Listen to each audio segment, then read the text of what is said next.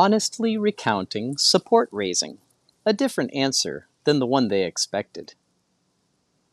I am back in what feels like my high school drama club auditorium.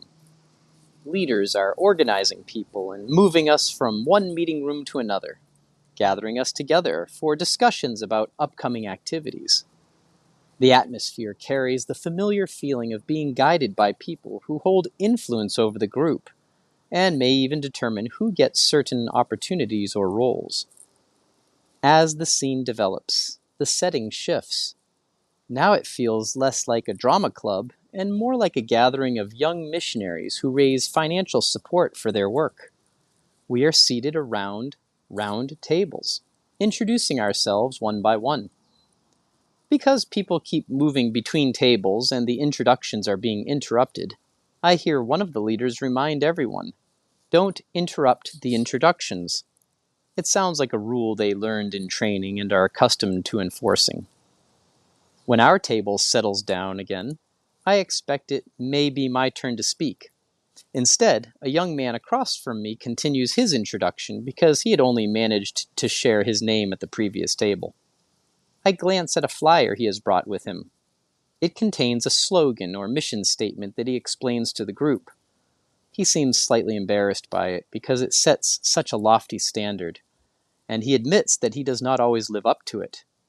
Yet at the same time, his humility feels polished and strategic, almost as if it has become part of his presentation and support-raising pitch. Eventually, the attention turns to me. I begin speaking honestly about my own experience from roughly 10 years earlier, when I had been involved in support raising. I openly tell the group that I hated the process. I use those exact terms, speaking without trying to soften my feelings. I explain that certain events eventually caused us to stop what we were doing. I tell them that I took a break from God. I describe how I stepped away from many of the practices that had once defined my spiritual life. I mention things like Bible reading, certain forms of prayer, support raising, and other religious activities that I simply left behind for a season.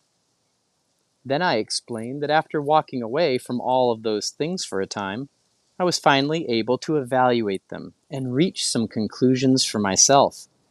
At that moment, the leader at the table leans forward with a knowing smile.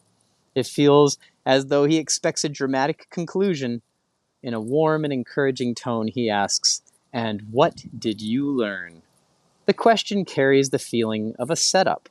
It seems like he is helping guide the conversation toward the perfect testimony, the kind where God returns in overwhelming power.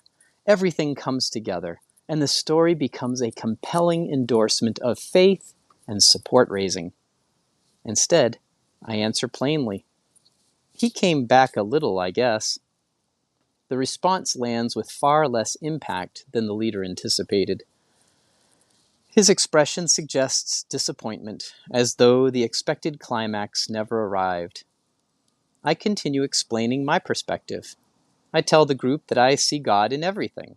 To me, God is woven into life itself. We live, move, and have our being within God.